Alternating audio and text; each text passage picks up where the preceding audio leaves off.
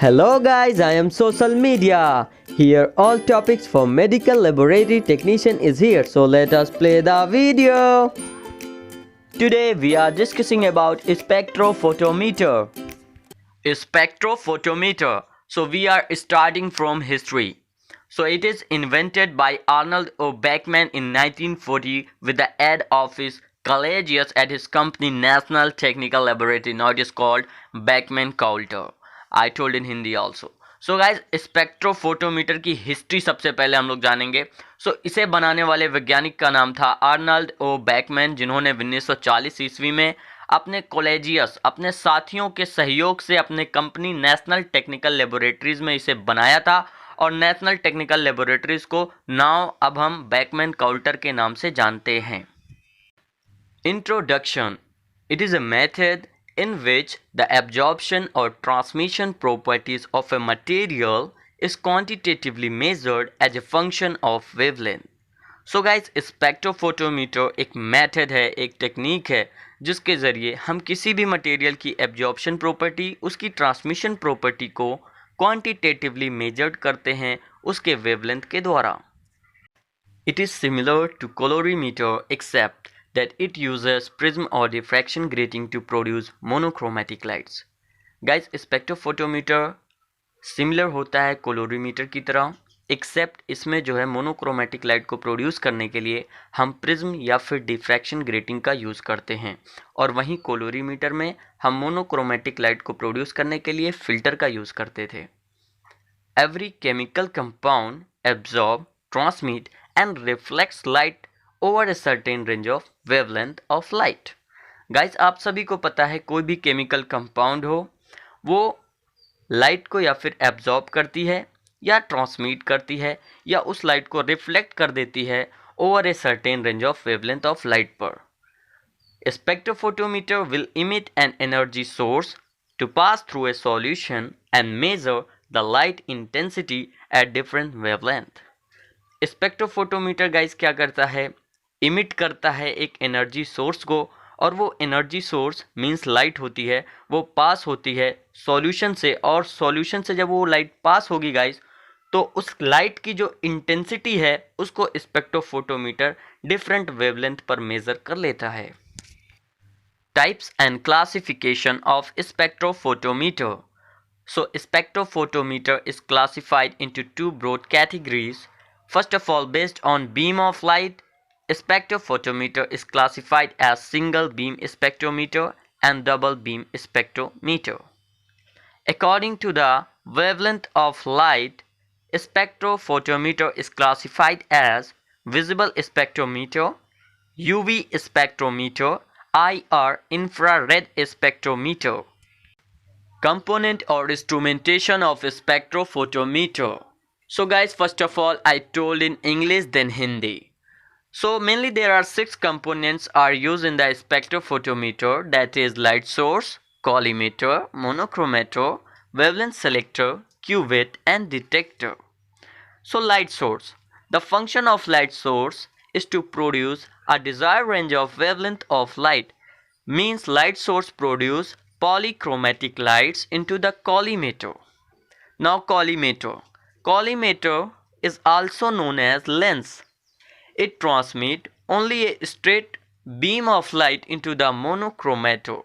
Means guys, when light source produce polychromatic lights which are not straight, so the function of lens is to transmit only a straight beam of light into the monochromator.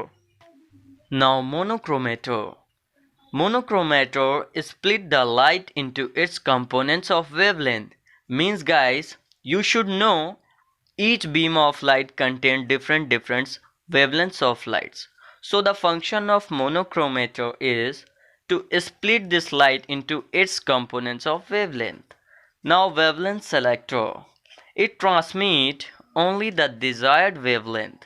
Means guys, when you want only 5-8 nanometer transmit, so the function of wavelength selector is to transmit only 5-8 nanometer of the wavelength of the light into the cuvette. Now cuvettes. Cuvettes are made up of glass, plastic, silica or quartz. depending upon which type of spectrometer you used. Means guys, in the visible spectrometer cuvettes we use glass or plastic, and in the UV spectrometer we use silica or quartz cuvettes. Now detector. So in the spectrophotometer, most commonly we use photocell. So a photocell is an photoelectric device which convert the light energy which are coming from the light source into electrical energy, which is then amplified, detected and recorded. Now guys, I told in Hindi. So guys, spectrophotometer basically 6 main components होते हैं इसके. First है light source, collimator, monochromator, wavelength selector, cuvette and detector. अब हम each components के बारे में जानेंगे. सो लाइट सोर्स का क्या काम होता है? ये क्या करता है दोस्तों? प्रोड्यूस करता है desired range of wavelength of light को. जो हमें चाहिए वो लाइट जो है लाइट सोर्स प्रोड्यूस करता है. Means guys, light source polychromatic lights को प्रोड्यूस करता है जिसमें सारी लाइटें मौजूद होती हैं. नाउ कॉलीमेटर, इसे हम लेंस भी कहते हैं. इसका फंक्शन ये होता है to transmit a straight beam of light. Means guys, light source से जो पॉलीक्रोमेटिक लाइट आती है तो वो ऊपर भी जाती है, नीचे भी जाती है, डायरेक्ट लेंस से स्ट्रेट नहीं जाती. सो लेंस का फंक्शन ये होता है कि उसको स्ट्रेट करता है और मोनोक्रोमेटर पर भेज देता है. नाउ मोनोक्रोमेटर क्या करता है गाइस? जो स्ट्रेट बीम ऑफ लाइट आती है कॉलीमेटर से, उसके अंदर डिफरेंट वेवलेंथ मौजूद होते हैं. सो मोनोक्रोमेटर उसको स्प्लिट कर देता है, उसको तोड़ देता है. नाउ वेवलेंथ सेलेक्टर का फंक्शन ये होता है गाइस कि जो भी लाइट मोनोक्रोमेटर से आती है उसमें में से सिर्फ जो डिजायर्ड वेवलेंथ की लाइट होती है उसी को ट्रांसमिट करता है. अब आप कहेंगे गाइस कि डिजायर्ड वेवलेंथ क्या? जैसे कि मान लीजिए गाइस, आपने स्पेक्ट्रोफोटोमीटर पे 589 नैनोमीटर सेट किया, तो वेवलेंथ सेलेक्टर क्या करेगा? जो भी 589 नैनोमीटर की वेवलेंथ की लाइट होगी सिर्फ उसी को क्यूवेट पर सेंड करेगा. नाउ क्यूवेट दोस्तों बनाए जाते हैं ग्लास से, प्लास्टिक से, सिलिका से और क्वार्ट्ज से. डिपेंड अपॉन कौन सा आप स्पेक्ट्रोमीटर यूज़ कर रहे हैं. फॉर एग्जांपल, अगर आप विजिबल स्पेक्ट्रोमीटर यूज़ करते हैं तो वहाँ जो क्यूवेट होंगे वो आपको ग्लास या फिर प्लास्टिक से बने हुए मिलते हैं. एंड सिलिका और क्वार्ट्ज का हम यूज़ करते हैं यूवी स्पेक्ट्रोमीटर में.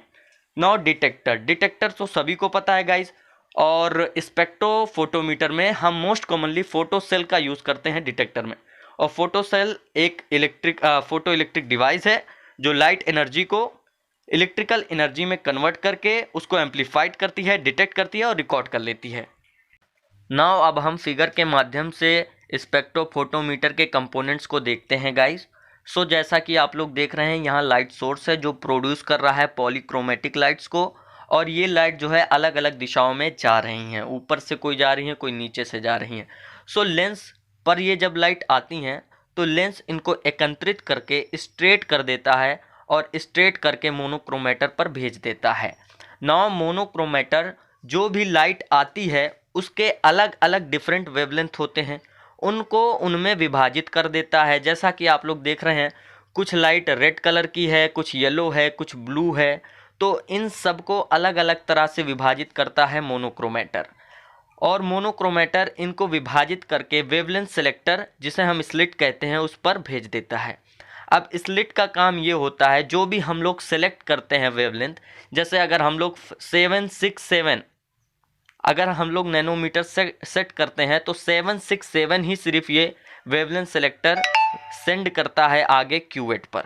नौ जब क्यूवेट पर ये आती है लाइट गाइस, सो क्यूवेट कुछ जो सैंपल उसमें मौजूद होता है वो कुछ एब्जॉर्ब करेगा और कुछ ट्रांसमिट करेगा. जो भी वो एब्जॉर्ब करेगा या ट्रांसमिट करेगा वो हमारे डिटेक्टर पर पता चल जाता है, और डिटेक्टर उसे जो है डिजिटल डिस्प्ले या फिर मीटर पर भेज देता है guys. Now principle of a spectrophotometer. So principle is same as colorimeter, means it is also based on Beer-Lambert's law, which states that the amount of light absorbed by a chemical substances or solution is directly proportional to the concentration of the solution and thickness of the solution. Means A is proportional to C into T. When we remove the proportional sign, we can also write A is equal to absorption coefficient, that is constant, into C into T, where A is the absorption of the solution, C is the concentration of the solution, and T is the thickness of the solution, and epsilon is the absorption coefficient constant. So friends, spectrophotometer का principle based होता है bears Lambert's law पर, और bears Lambert's law यही कहता है कि कोई भी केमिकल सब्सटेंस हो, उसकी जो एब्जॉर्प्शन करने की प्रॉपर्टी होती है वो डायरेक्टली प्रोपोर्शनल होती है उसके कंसंट्रेशन पर और उसके थिकनेस पर। मतलब ये गाइस, मान लीजिए कोई आपका सॉल्यूशन है, उस सॉल्यूशन में वो उतना ही लाइट को एब्जॉर्ब करेगा जितना ज़्यादा उसका कंसंट्रेशन होगा, जितना ज़्यादा उसका थिकनेस होगा। मतलब ये गाइस कि सॉल्यूशन में अगर कंसंट्रेशन ज़्यादा है तो एब्जॉर्प्शन की प्रॉपर्टी ज़्यादा होगी, सॉल्यूशन में अगर सॉल्यूशन की थिकनेस ज़्यादा है तो एब्जॉर्प्शन प्रॉपर्टी ज़्यादा होगी। दैट इज़ वाई इसे हम A proportional C into T लिखते हैं। जब हम प्रोपोर्शनल साइन को हटाते हैं तो हम इसे A is equal to epsilon C into T भी लिख सकते हैं, where A is the absorption of the solution, C is the concentration of the solution, T is the thickness of the solution, and epsilon is the absorption coefficient constant. Application and uses of a spectrophotometer. So it is commonly used for the determination of the concentration of colored as well as colorless compound by measuring the optical density or its absorbance. So guys, spectrophotometer का commonly हम use करते हैं determine करने के लिए कोई भी compound हो, चाहे वो कलरलेस हो या कलर्ड हो, उसको हम स्पेक्ट्रोफोटोमीटर की सहायता से उसके कंसंट्रेशन को मेजर कर सकते हैं। और वहीं कोलोरीमीटर में हम लोग सिर्फ कलर्ड कंपाउंड को मेज़र करते थे, वहाँ पर हम कलरलेस कंपाउंड को मेजर नहीं कर सकते थे। तो ये एक बहुत बड़ा डिफरेंस है कोलोरीमीटर और स्पेक्ट्रोफोटोमीटर का। Now in the biochemistry field, spectrophotometer का हम लोग यूज़ करते हैं फॉरेंसिक साइंसेज में। फॉरेंसिक साइंसेज में हम लोग बेसिकली, जैसे टॉक्सिकोलॉजी है, उसके केसेस में क्या होता है, फूड या भी कोई भी मेडिसिन टेबलेट है, उसमें अगर किसी ने कोई केमिकल इम्प्यूरिटीज़ मिला दी हो तो उसको डिटेक्ट करने के लिए हम स्पेक्ट्रोफोटोमीटर का यूज़ करते हैं। नाउ मॉलिक्यूलर बायोलॉजी में भी इसका यूज़ होता है। मॉलिक्यूलर बायोलॉजी में बेसिकली हम मेज़र करते हैं grow of microbes like bacteria. कोई भी बैक्टीरिया कितना ग्रो हो रहा है, कितना नहीं हो रहा है, वो भी हम स्पेक्ट्रोफोटोमीटर की सहायता से जान सकते हैं। इन pharmaceuticals, foods and paint industry and water laboratories में भी हम स्पेक्ट्रोफोटोमीटर का यूज़ करते हैं।